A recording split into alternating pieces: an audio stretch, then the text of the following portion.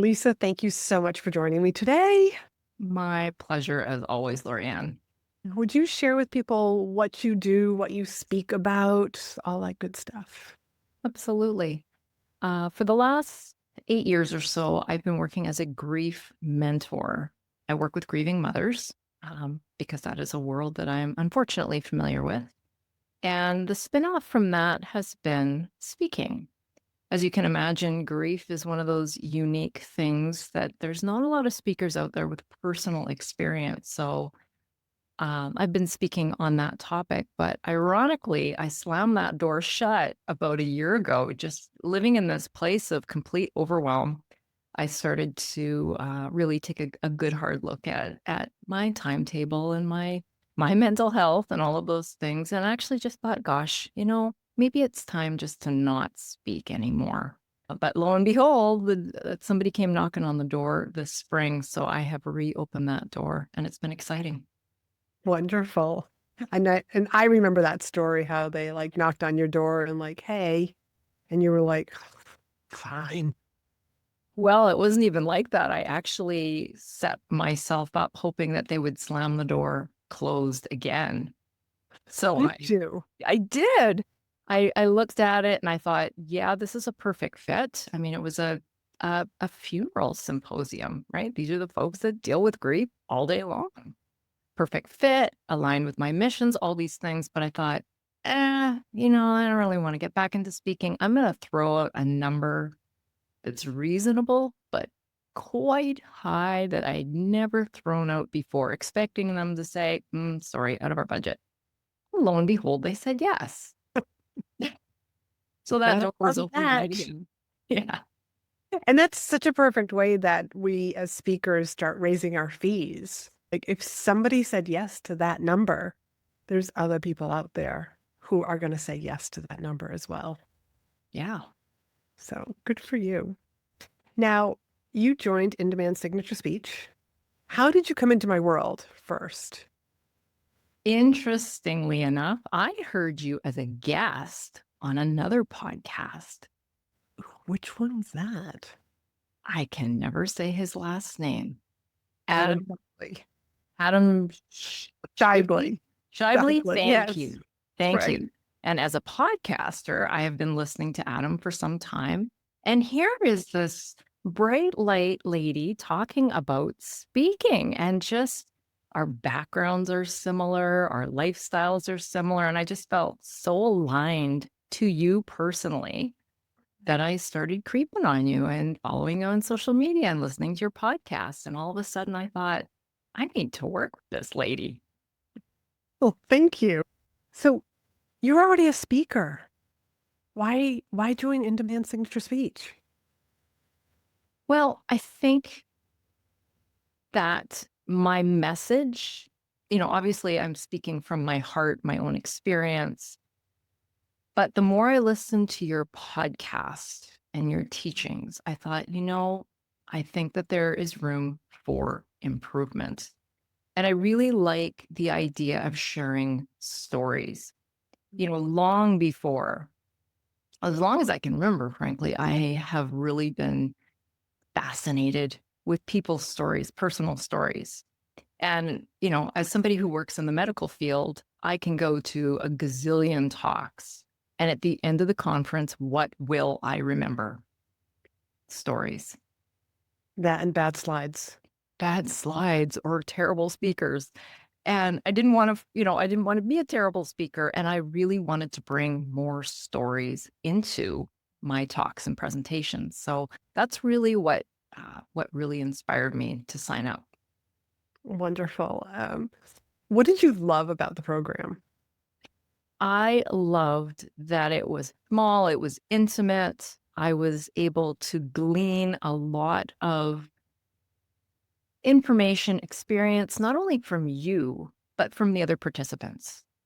And, there were a lot of side conversations going on, just like, oh gosh, I encountered that, or this is what I do. And I think without that, if I'd just had, let's say, a digital course that was self-guided, it Mhm. would not have been the same. There is no way I would have got that much out of it. And just to let the audience know, Lisa was one of the participants in the 2-day intensive. So I had divided up the program to 2 different days and just to get your speech done instead of taking like the 9 weeks, which and we had one person in there who's done the 9-week program, who's done it a couple of times actually, and she loved the 2 days. I have to say, I was a little nervous when I knew that you had a 9-week version and then this 2-day. I thought, well, gosh, what's getting cut out? What am I losing out on? And yet, I mean, not having taken the 9-week, but I don't feel like I lost out on anything. And No. because it was in those 2 days and we had a bit of time in between to do some work Mhm. and then come back, I felt like there was such continuity, for lack of a better word. We were always working on it, so it was always fresh. It was fantastic. Yeah. I loved it. Yeah, and I split it up very intentional, and in the 9-week program, there's the break for the value section. And that can be the hardest for people but there's all these other things that I want to stuff in my talk, and I only limit you to 3. Mhm. Yeah. What surprised you about the program? Within a very short period of time, I thought, oh my gosh, I've been doing my presentations all wrong. And my stories all wrong. You taught us to kind of drop people into the climax almost, like that big emotional part, and then go back.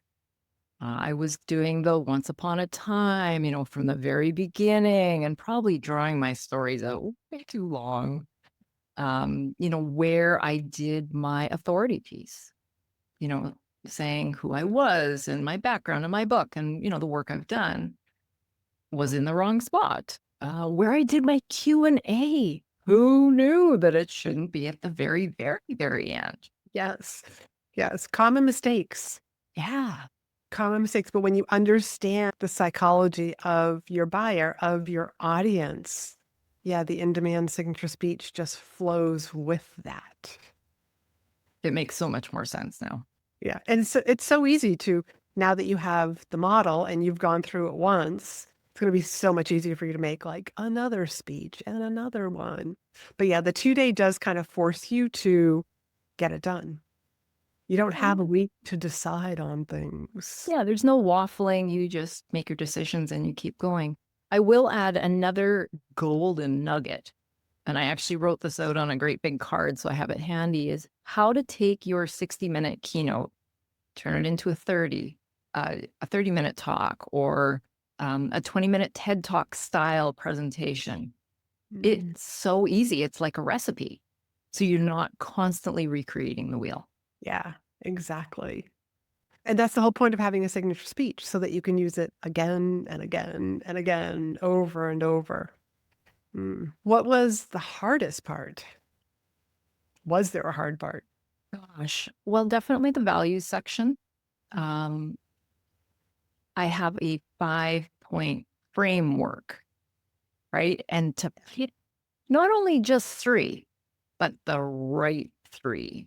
The right 3 that blows, still gives a lot of value to the audience, but leaves them wanting more. So I reworked that section, I don't know, 5 times at least. That's what happens. It's verbal art for a reason, and there's iterations. And I bet if you and I like sat down and talked like 2 years from now, the 3 that you picked, the 3 points, might be very different.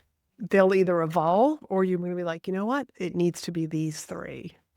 Yeah, I can totally see. And even when I was preparing for that big speech with the funeral symposium in May, I had been working it and practicing it. And, the more I said it out loud, the more I Mhm. did. Right. So even from when I created that talk until I delivered it, it changed probably 1,000 times in small ways. Right. Yes, yes. What did taking in demand's signature speech do for you internally? Like those intrinsic. Confidence. Same. So much confidence, even though I am a podcaster, even though I do facilitate groups and so on and so forth, I have the confidence to now say I'm a speaker. I have the confidence. I had a conversation with a nonprofit last night about potentially coming to speak at their group. I have the confidence now to ask the right questions, first of all, Mhm. right? I have the confidence around pricing, which is still not comfortable, but I have confidence having that conversation. And I just feel like I am armed with better skills, tools, and information. Mm. I feel like the proud mama bear over here. I love that. I love all of that. Can you share with people the results of you giving that talk? Because that just made me smile from ear to ear. Well, so back in May, I delivered this talk to the funeral symposium, and then about 6 weeks later, I was hired by a nonprofit, the a group of police chaplains, and the fellow that was organizing it was very upfront with me. He said, "We're a nonprofit. I have $300 in my budget." And I said, I looked at my calendar and I thought, July, I've got nothing on the calendar. He was such a nice man. He was so organized and just, I enjoyed talking with him. And I said, yes. But the thing that I would really like to emphasize is that I got so much more than $300 from that. Mm. Thanks to you, I now know how to put a proposal, a proper proposal together, where I highlighted that my speaking fee is actually 10 times more than that. But, for this agreement, I would do it for this lesser amount. That in return, I was hoping that I could use their logo on my website and a testimonial. And he wanted my slides and all of the stuff that we included in the proposal. Great. And I was able to actually recycle, for the most part, the presentation that I had done for the funeral symposium. So that part was fairly easy. But he also wanted a workshop. He wanted me for 2 hours. And so I put together an additional hour of interactive Zoom breakout room questions, which was honestly quite easy for me to do. Yeah. And they he was raving about it. They were raving about it. And, I expected a 1 or 2 sentence testimonial. And the next day when I opened my LinkedIn, there staring me in the face was this not only raving review, but he had gone ahead and written a stellar blog article for the nation's newsletter. And at the bottom, it said, "This is Lisa's contact information. You need to look her up and you need to hire her." Not what I asked at all, not what I expected in a million years. But this is what he did for me. And I will add that everything was so seamless. He very kindly agreed to meet with me the day before because I hadn't done a Zoom presentation in a while. Wanted to make sure that the tech was all good to go. He was so gracious and kind. We got together 15 minutes day before. The check was deposited in my account 2 hours after the presentation. It was just such a good experience all around.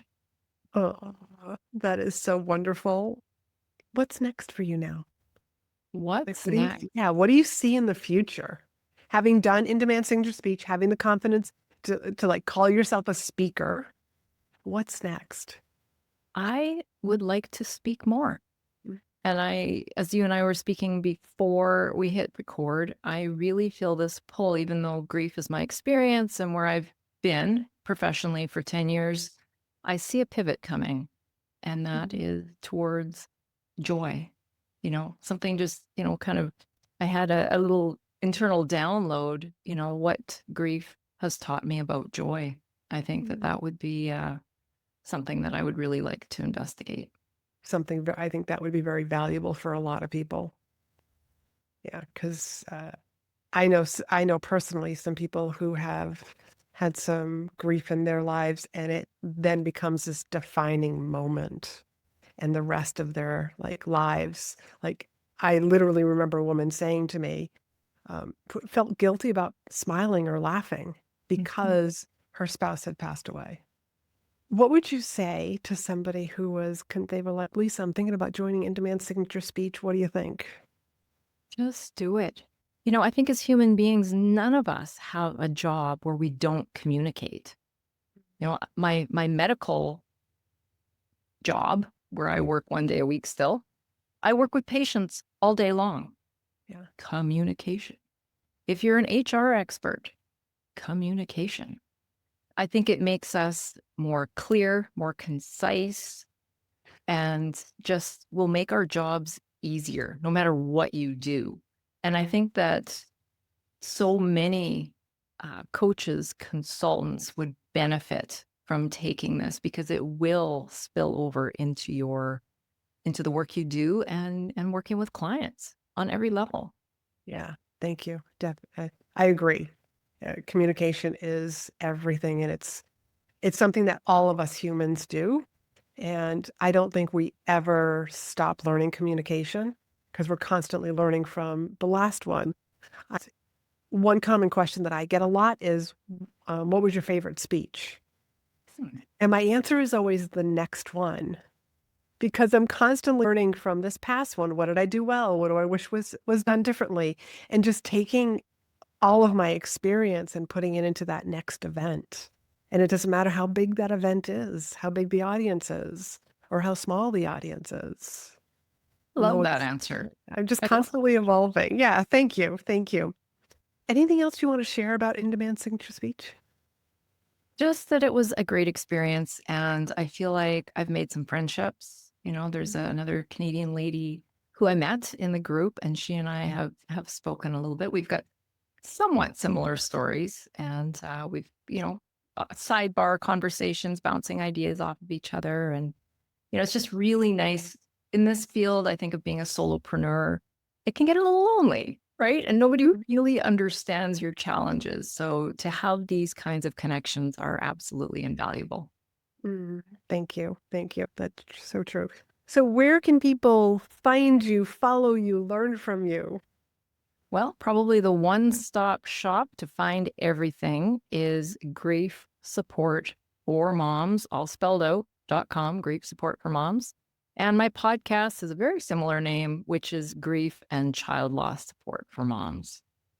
And all those links will be down below. Thank you so much, Lisa, for the work that you do, for taking in-demand signature speech, and for being in my world. I feel like I'm a better person, a better coach because you are in my world.